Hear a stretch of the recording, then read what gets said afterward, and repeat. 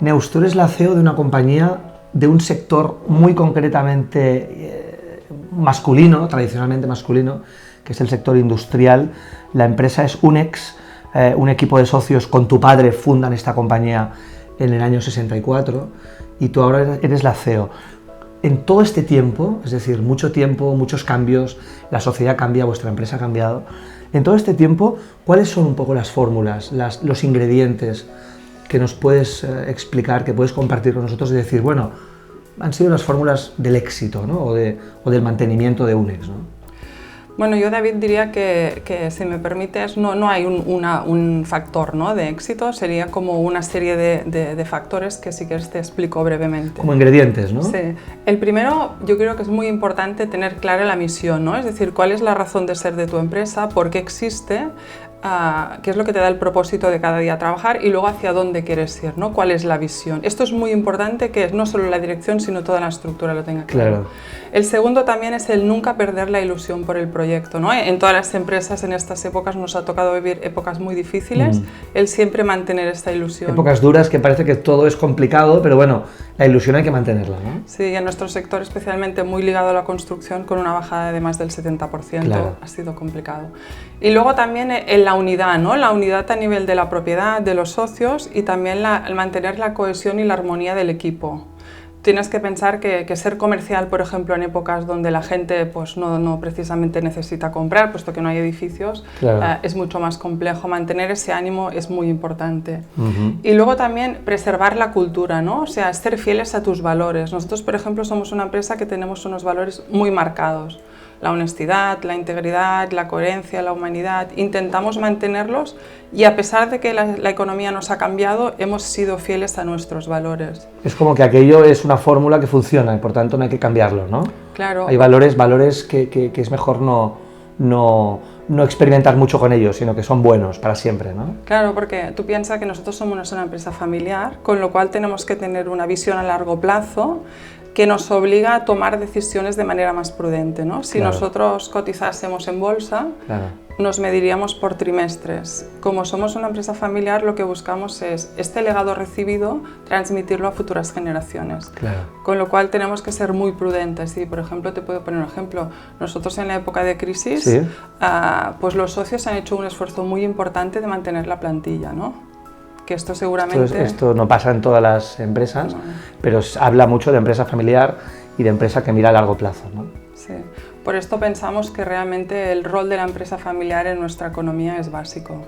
Claro, de hecho el 99% de las empresas podríamos decir que son familiares, ¿no? Las pymes, casi todas las pymes, cuando hablamos con gente de Pimec o con gente de Fument, vemos claramente que casi todas las pymes son empresas familiares, ¿no? Sí, sí. Oye, hay un estudio de CEINSA, un informe que dice que en los últimos 25 años la mujer ha pasado de tener un papel muy pequeño, muy residual en los puestos directivos a ocupar un papel más importante, es decir, 1 de cada 3 puestos ya empiezan a ser de mujeres, ¿no?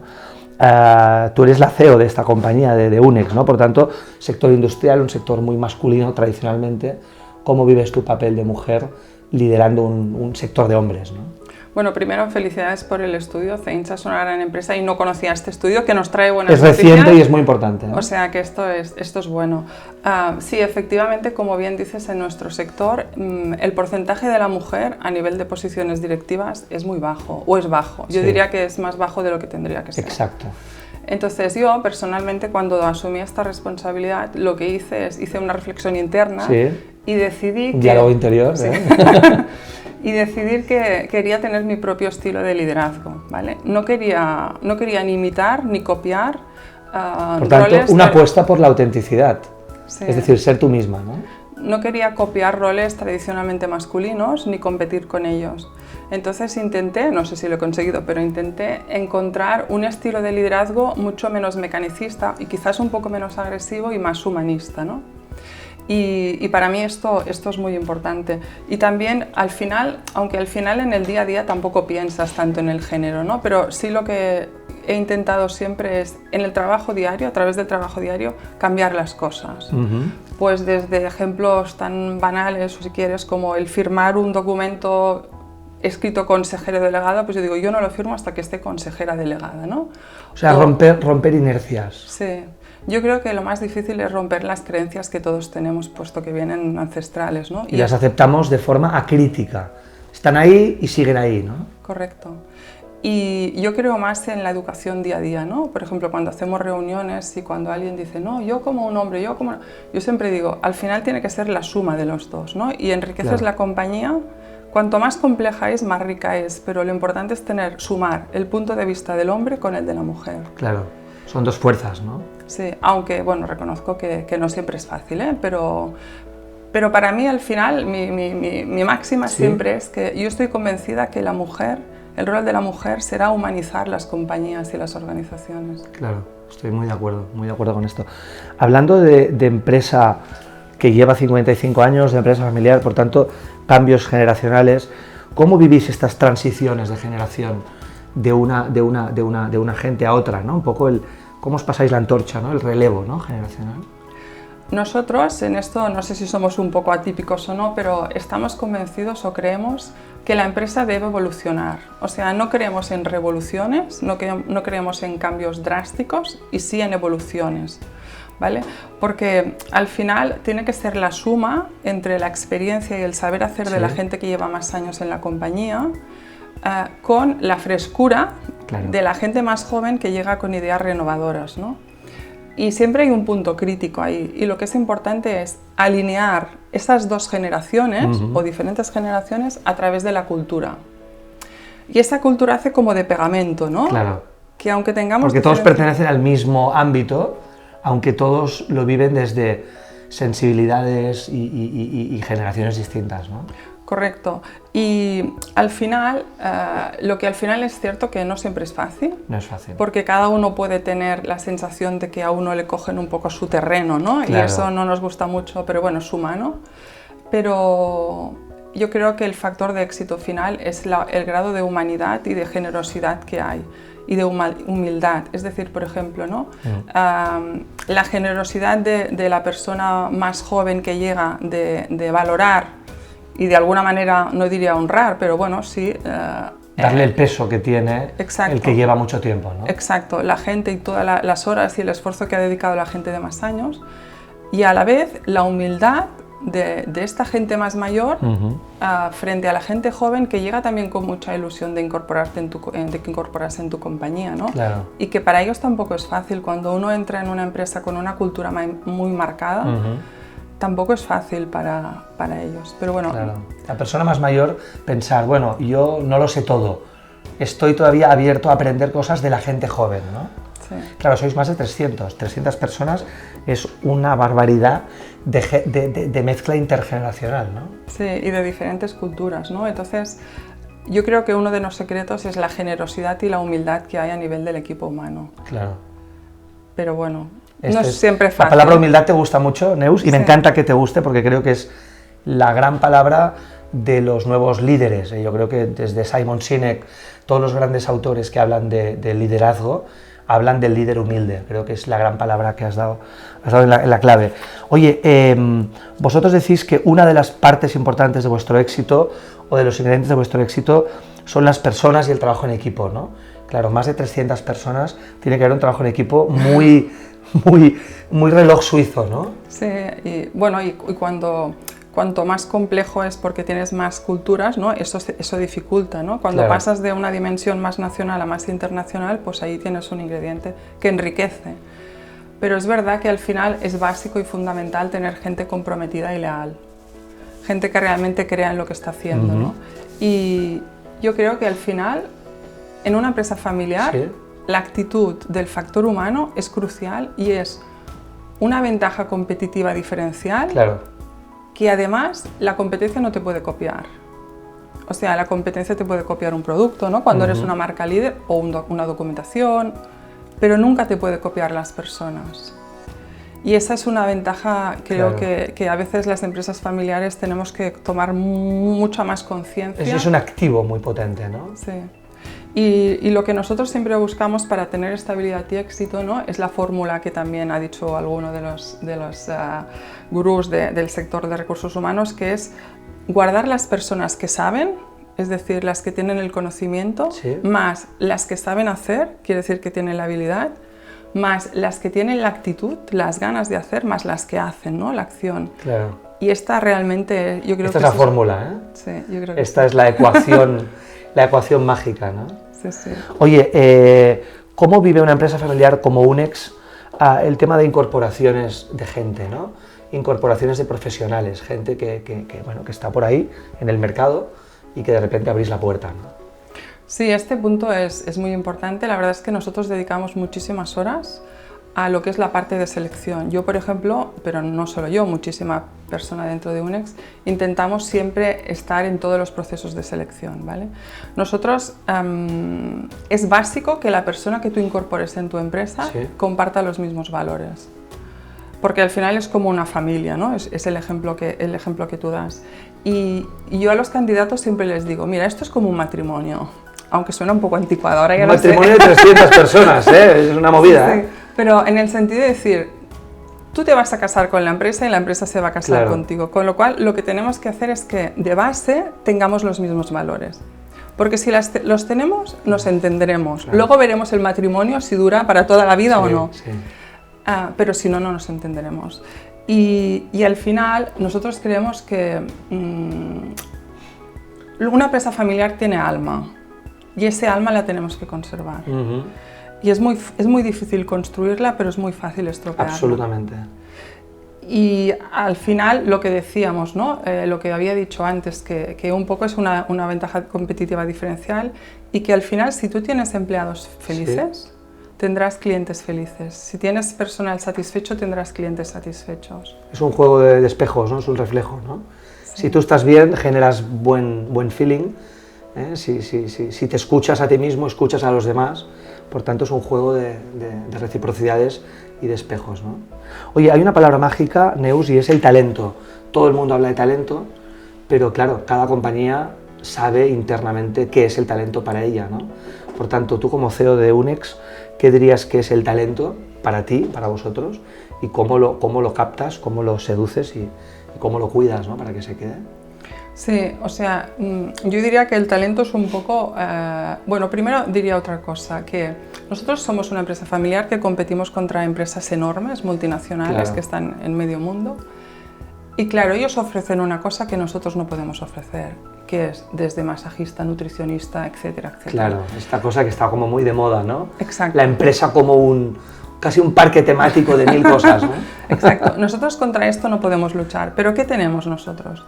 Yo creo que nuestra fuerza es conocer con nombres y apellidos todas las personas de nuestra organización. Esto es muy importante. Yo conocí a uno de los fundadores de Bimbo, que bien, tenía a 400.000 personas trabajando para él, poca gente, 400.000, y él decía que casi conocía a todos y cada uno de sus trabajadores y viajaba por todo el mundo, él y su mujer cada año, haciendo convenciones mundiales de Bimbo, imagínate, era mexicano de origen catalán, y conocía muchísima gente, conocía miles y miles y miles de nombres y apellidos, historias concretas de hombres y mujeres, etcétera, ¿no? Porque claro, llevaba gente, imagínate, que llevaba 100 años trabajando con ellos, ¿no? Por tanto, esta dimensión es muy importante, ¿no? Claro, porque si tú lo piensas, al final, ¿qué es el talento, no?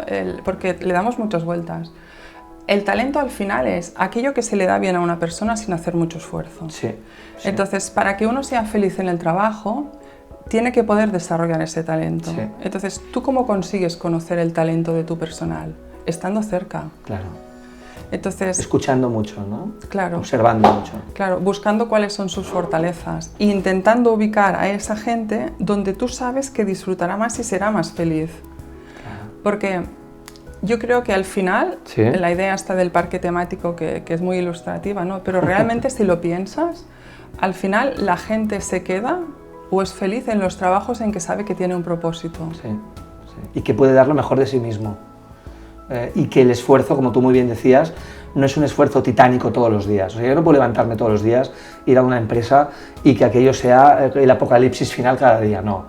Yo tengo que saber que mi talento pues con un esfuerzo razonable va a dar un fruto razonable y me va a dar una satisfacción a mí y a la empresa, ¿no? Entonces, esto es un buen sistema, ¿no? Sí, sí, sí. Yo creo que es fundamental porque es lo que decíamos antes, ¿no? Un trabajador feliz traerá clientes felices. Y tú puedes, evidentemente el trabajo debe ser un reto, pero no puede serlo cada día. Claro. Y al final, bueno, el bienestar, para mí el bienestar en tu día a día es más esto que otras cosas que quizás tienen que un masaje oriental fantástico. Aunque son importantes, también no digo está que bien, no, pero que yo creo que la gente... Lo que marca el día a día, ¿no? Quiere cosas más profundas, pienso, ¿eh? Sí, sí. Oye, todos estos años de UNEX, 55 años, los trabajadores han pedido cosas distintas, ¿no? Antes un trabajador pedía seguramente estabilidad, que es una palabra mágica y histórica casi en blanco y negro, ¿no? Ahora la estabilidad se ha transformado en otras cosas, ¿no? ¿Qué pedía antes un trabajador y qué pide ahora? Pero sobre todo concentrémonos en qué pide ahora, ¿no? Bueno, yo creo que en genérico, ¿no? Si hablamos primero en genérico, la connotación del concepto trabajo ha cambiado, claro. ¿No?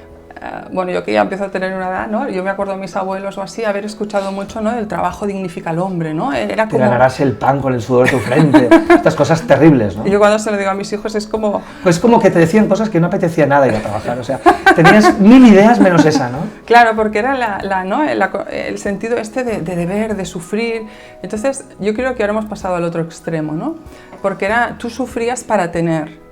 Y ahora la sociedad es más el ser, ¿no? Entonces, ¿qué busca la gente? La gente, pues ahora se habla más de flexibilidad, de conciliación, la gente busca más empresas donde tengan un propósito, que tengan un propósito. Yo creo que, por ejemplo, una de las cosas que de alguna manera las startups que ahora están muy de moda, ¿no? Lo que ellas reivindican es que la persona vuelve a estar muy cerca del origen, del por qué se crea esa empresa. Claro. La gente busca también tener un mayor equilibrio entre lo personal y lo profesional, la gente busca estar cerca de culturas un poco más trascendentes, de trabajar de manera más colaborativa. Y yo creo que, aunque suene un poco contradictorio, las empresas familiares tenemos mucha ventaja en esto, porque al final la persona está muy cerca de la propiedad. La persona está muy cerca de una cultura trascendente. Nosotros hablamos mucho de cultura trascendente. ¿Qué quiere decir? Que la persona, su trabajo trasciende. Claro. ¿En qué trasciende? En su compañero, en la empresa, en la organización y... Por tanto, cada uno aporta mucho, cada uno es fundamental, cada uno es trascendente. Exacto. No es una pieza sustituible, no es cualquier cosa, es como una piedra basilar, es algo fundamental, ¿no? Sí, muchas veces cuando hablas con candidatos, ¿no? Que vienen de otro tipo de empresa, ellos siempre dicen: lo que busco es una empresa donde yo no sea un número. Claro, es verdad, es una frase muy recurrente, pero muy significativa, ¿eh? La gente no quiere ser un número, la gente quiere ser dimensión humana, persona, humanización, ¿no? Sí. Y aquí yo añadiría un punto por esto que también le damos muchas vueltas, es que yo defiendo conciliación, pero todo esto sin empresa no existe. Claro. Y yo creo que a veces nos olvidamos cuando la gente analiza estos temas algunos valores que son muy importantes para la viabilidad de la empresa, que es la resiliencia y la fortaleza. O sea, al final una empresa no deja de estar, cada día tiene que solucionar problemas o dificultades, ¿no? Hacer frente a adversidades. Necesitamos gente resiliente. Y luego creo que también estamos en una sociedad de la inmediatez. La tecnología nos ha dado mucha comodidad. La velocidad, la inmediatez, ¿no? Claro, pero también hace falta capacidad de reflexión y capacidad de análisis un poco más profundo. Y aunque tendamos a trabajar de manera colaborativa, que estoy de acuerdo, es importante también que al final una empresa tenga un poco de orden, un poco de jerarquía, estructura que te da orden, ¿no? Porque al final tiene que haber un último responsable de hacia dónde va la empresa y de responsabilizarse de los resultados. O sea que seguramente... Poner orden en el caos y lo que tú dices, priorizar, ¿no? Cosas al final. ¿Todo es urgente? No. ¿Todo es importante? No. Oiga, 1, 2, 3, 4, 5, ¿no? Sí. Oye, el gran reto para acabar, Neus, el reto de UNEX ahora mismo, ¿cuál sería para ti? El reto, la carta a los reyes de UNEX. Yo creo que uno de los retos que tenemos las empresas familiares en general, yo pienso que somos empresas innovadoras, tecnológicas, exportadoras, es tamaño, ganar tamaño. para poder luchar realmente a nivel internacional contra... Con los players del sector. Sí, ¿no? sí, sí. Muy bien. Este sería. Un placer. Muchas gracias.